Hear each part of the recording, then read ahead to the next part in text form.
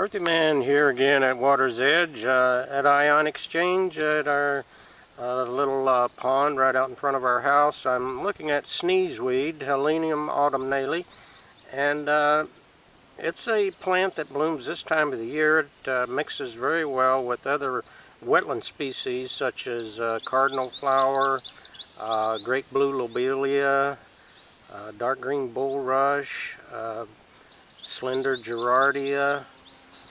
All kinds of other wetland species look very nice with the sneezeweed. It's called sneezeweed because actually when we clean the seed, it does make you sneeze, but while it's blooming, it does not.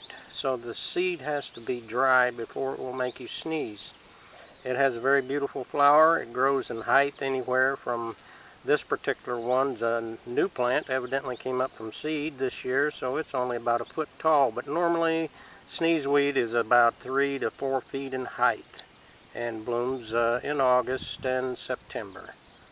Earthy Man here, signing off.